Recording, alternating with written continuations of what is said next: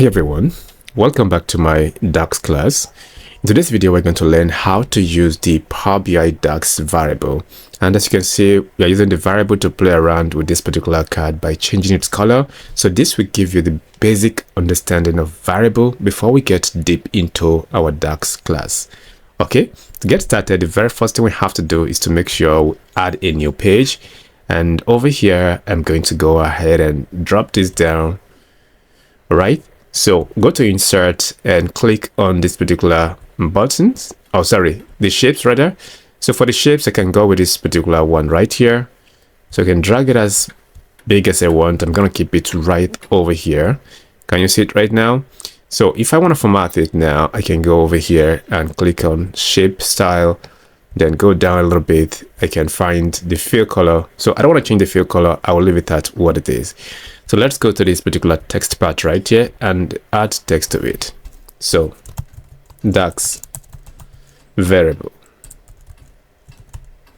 All right, so let's put this at 30 and we can just go ahead and make it bold. This is what we have. Body color and the main, the shape itself, we'll actually play around with it using variable so that we can understand how variable works inside Power BI. All right. Before we do anything, let's go over to the table view and take a look at the data we have. So we have this particular data called dim channel, where we have our sales channel right in. The whole data can be downloaded using the link I provided in the description box. If you want to actually learn how to transform the data and have something like this that we have right here, all you have to do is to make sure you watch the first video, which is something very important, so that you can follow along on every single video I drop on DAX right on this channel. Okay. Let us proceed. Now we have this right here. It is time for we to look at what is variable before we even start writing it. DAX variable lets you calculate something once, store it and reuse it in the formula. They make your formula simpler and faster. But mind you, the variable you declared can only be used inside a particular measure where you declared it. It doesn't work outside the measure. That is something you have to understand, right? Okay, now that you have gotten it right, let's actually quickly do something. So over here, I'm going to collapse this. We have in the previous video, we have actually learned all of those measures I wrote right here. You might want to take a look at that. So let's just quickly drop a new measure in here now. Right click and say new measure. Okay, now this measure, we want to change its name to, we are going to do this without variable. Then you now see if variable comes in, how variables simplify the whole thing, right? So I'm going to just type in here, change color. All right, so with the change color here, what do I need to do? So first of all, I'm going to show you something. Before I do that, let's quickly cut off this particular part and assume that we don't have it. So I should have brought this forward before. So I want to go over to this data part right here and bring the channel right in, channel name right in. So we have it here. Can just make it to be here. So let's go over here and make sure we make it very visible. So click over the value area. Oh, before then, let's convert it to a slicer. Now it's a slicer. We have different thing here. We can go over to the value, scroll down, the value.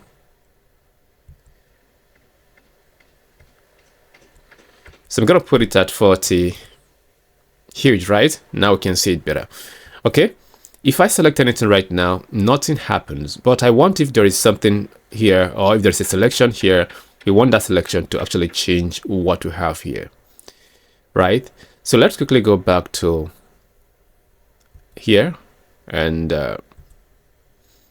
we'll write a new variable. Right click and new variable. Sorry, new measure rather. So we write in a new measure. By creating a new measure, we can go over here. Now we're going to actually name this one the same thing. So change color. So with the change color, I'm going to start without a variable and show you how variable would simplify your DAX code. So what I'm going to do now is going to actually be selected value. So what is this function doing? This selected value is going to actually check what is being selected from outside and return exactly what you want for you, right? So what we have right now is this particular part right here that shows us what this function needs to work. So the very first thing you need to do is to, if you're just learning this for the first time, is for you to look at what selected value is looking for. It's looking for a column, and we dropped in here a column. Remember, not a table. So the column name is channel name. So if I type in channel here, I have this, and I can go ahead and close it. So let us quickly look at what this would return for us. So I can bring this into a card and just have it here. Can you see it now on the card? So whenever I select this one here, we have this. If I select this one, we have this. But the problem with this particular function is that this function does not allow you to select multiple. By the time I select multiple like this, what happens? We're going to have blank. So let's say you actually created a project for a client. You don't want the client to come back to you or to put call through to you every single time telling you that something is actually being, messed up. You want to actually do this. Go over to this, and instead of that, let's go ahead and put comma here. So with our comma, it says alternate result. So do or don't select multiple items. Okay, so we close and hit the enter key. Now, instead of us looking at this particular blank here, we're going to see don't select multiple items. That is only if the person selected multiple item. This is what we want to have, right? Okay, we have gotten this. The next thing is for us to go back again. We don't really want to actually have this part. So let's start with the if function. So the if function is going to check that, okay, you know what? If you check and use the selected value to check, and you go to this particular channel name here, so you close, and the channel name is equals this catalog, right? So what do you really want? Comma, you want to actually see what? You want to see black color, comma. So we're going to actually nest another if right here. So we actually say if selected value here, go to channel name again, and we close and we put an equal sign here. So if it is equals to online, so what do you want to check? What do you want to actually have as a color? We want to have red, and put in that comma again using the if selected value here is actually channel again. Then we close and we put an equal sign. If that is equal to reseller, then we want to have yellow, right? So finally, we have the if the result is false, what do you want to have? You want to actually have a particular color. We don't want to declare the false result right now, right? So what we want is just to go ahead and still use if. Then the if will actually still take selected value here and check the channel name again. So we close and actually ask if it is equals to store. Then in that case, we want to see, let's go with pink color. So pink, and we close, and when the result is false, sorry, here we don't, okay. When the result is false, we just want to see nothing. That is what really we want to have now. So if I go ahead and hit my enter key, nothing will happen.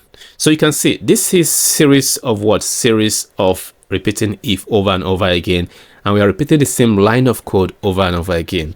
This is where the variable would actually do something very nice and make our our code very clean. So let us use this and see how this would look like.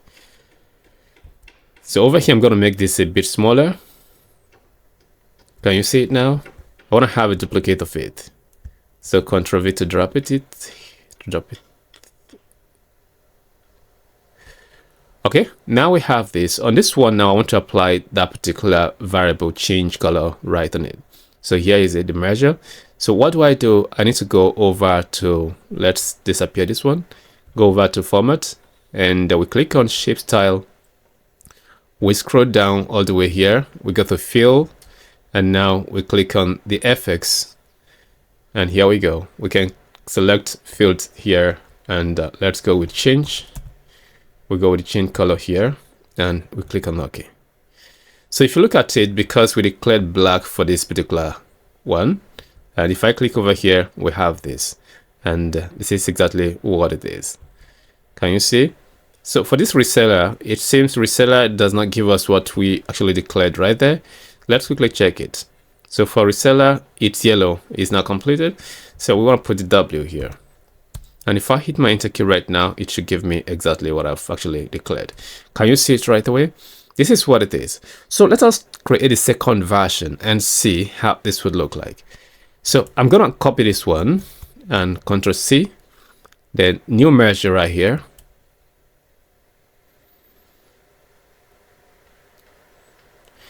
I want to paste this right here and quickly get off everything to the side. And the if function, we don't need it. And we don't actually need this very one. So I want to save this one by going to Ctrl X and show you some of the syntax you need to know when it comes to variable. So now here is our measure name. Then stepping down here, we can actually type in var. And this is what we call declaration of variable. So what do you want to be the variable name? This is where you have to be very careful when trying to declare a variable name. So if I type in sum to be my variable name, as soon as I give it space, I already have an error. So what happens if we actually hover over it? It tells us that sum is a reserved word. Okay, what about calculate? So the same thing happened. Calculate is a reserved word. This is the reason why I always love to actually use underscore when I want to use what is being reserved for Power BI, right? So what am I going to do? I can put underscore right here, and that underscore would make it different. So now it's going to work. Yeah, it's going to work. It's no more reserved. So again, another way you can have an error is when you want to type total sales and you have a space after total like this, it's not going to work, and it tells you unexpected expression sales, right? So what do you do instead? You can actually bring them together and add underscore to it if you must actually add separation between them. Otherwise, make sure you have to capitalize each word. T capitalized for total, S for sales is going to be on the caps. That is what you can do, right? So I'm using this right now. Okay, in our case, what we want to do is to actually say selected. So I'm going to use, okay, let me just use selected. Selected what? Channel. So I want to use selected channel. So now it's okay, no error. And if I go ahead and store just something blank into it right now, to store something in, you have to put an equal sign and you do this. So there is nothing here. So I want to use the return function to show you something. Don't worry, I'll talk about the return in a jiffy. Now, if I return this selected, I want to return selected. When I just type in the first letter, which is S, what happens? We start seeing lots of functions that start with S. If I put my E, we start seeing lots of functions that start with E or that actually included E. And now you see. So which one is what we are looking for? Can you see? It's going to be difficult to actually get, The only difference between everything here right now is that our own selected channel is actually not in caps. So it's in capitalize each word like this one here. So what would have been better to make it easy, specifically if you have lots of variable declared, is to make sure you include an underscore right here. So with the underscore, when you get here, just actually shift and that underscore. It will give you the list of all the measures instead of mixing give the list of all the variable instead of actually giving you the list of functions alongside with the variable you declared. So just hit the tab key and you have this, right? Okay, Let's wipe this one. You must have understand what exactly I mean by that. So over here, we want to store something in here. So what do we want to store? This. Do you remember this? Yes, of course. So now we are declaring this once, which means this particular one here is going to retrieve reseller for us, and it's going to store reseller in here. So instead of us to actually call this over and over again, just like what we did on if, we rather just keep on repeating this one, which makes it very simple, right? Can you see? So if you actually listen when I explained DAX to you, I said DAX variable lets you calculate something once, just like this. We are doing this once. So you store it and reuse it. So we are storing it here. We're going to reuse it in the formula. So they make your formula simpler and faster. And I said to you that this cannot be used outside here. It can only be used within the change color measure. You get it? So let's go down here. So right now, the next thing I want to do is to just say, okay, I want to return this. And when I type in return, just like in other programming language, return actually prints your output on the screen. That is what it will do. So under return here, we want to perform something else.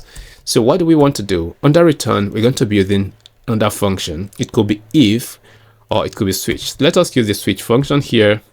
So switch true. Okay, now what we need to do is to actually start using the switch function to switch around when a particular thing becomes true. That is only when we want to actually switch. I believe this is not complicated. So now here is our variable. We want to come down here and say underscore. So if there is, here, if there is some kind of, if it is equals, if it is equals online, if there is something here that is equals online, we want to see a particular color. So do we have to actually use normal color like red, blue, black, and stuff like that? We can go beyond that by using the color code. Let me take you to a website where you can get color code from. So we can go over here to this website. Let me click on explore. So here is color.adobe.com. So on this particular website, we can get any color of our choice. Let me refresh it. So let's go with this particular color right here. So I'm going to go with this color. So right now, I'm going to copy this code from here and go to this and paste it right in here and put a comma right on it and just go ahead and say underscore. And this time around, if it is equals, so let's go with reseller. So what do we want to see? We want to see under color. So we're going to go ahead and pick this particular color right here. This very color copied. So we paste it in here. We close, we put a comma on it, and we do another one. And we say if it is equals, this time around, want to use star. So what do we want? Inside here, we want to just make sure we choose this very color for it. And we paste this in here, we close. And finally, we do not need to declare the variable again. So we just go over here and type double quotes and bring in any color of our choice that we want to use right here. So let's go with that. And we paste it in here and we close. Here we go. We have something like this. So can you see how simple this is right now? The only thing you need to know is know the functionality of this particular part right here. That is all. This part here works like the if function. So which means switch to this particular color when it is equals online. You get it right now. So that is just what it is. So let us hit the enter key and see, okay, I want to have something here to make it different from the previous one. And hit my enter key. Okay, we already have it right now. So let's go. Over here, I'm going to click on this now and just make sure I go over to this path where I can actually go to my shapes, style. Let's go down the fill and click on here. Let's change this one too and go over here and do change color to. So can you see this right now? So when I change to this, can you see? Can you see? So if there is no selection, we return this color at default, right? So if there is no selection over here, we are not returning any color. We are returning the default color that actually came with our card. If that is what we want on this one, okay, what we need to do is to go over to this particular change color tool and make sure we say underscore this and check if it is equals to, I think it's gonna be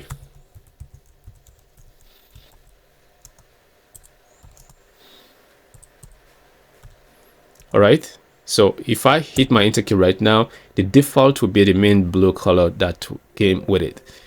Can you see how it is right now? So we now have the same exact color right here. So this is what we have. So changing color when we select this. So I believe now you understand what variable is all about. So let's quickly look at this one. Can you look at this now? This look a bit terrible to me. It works 100%, no problem.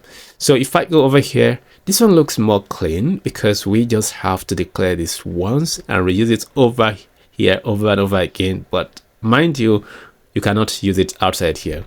Okay, let's do something. If I go Control A over here, before we do that, let's see this. So what color can go here? Black can actually show up here.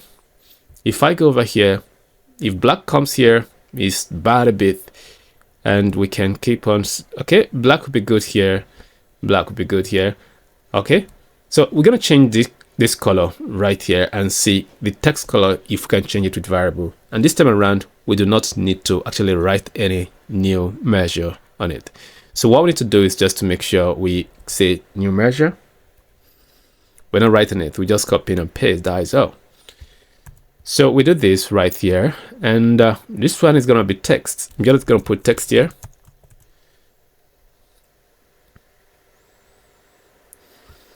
So here we can show, let's do black. So here we do white,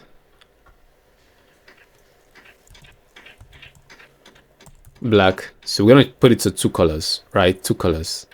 So we do black again. Okay, black and white. Let's go with white here.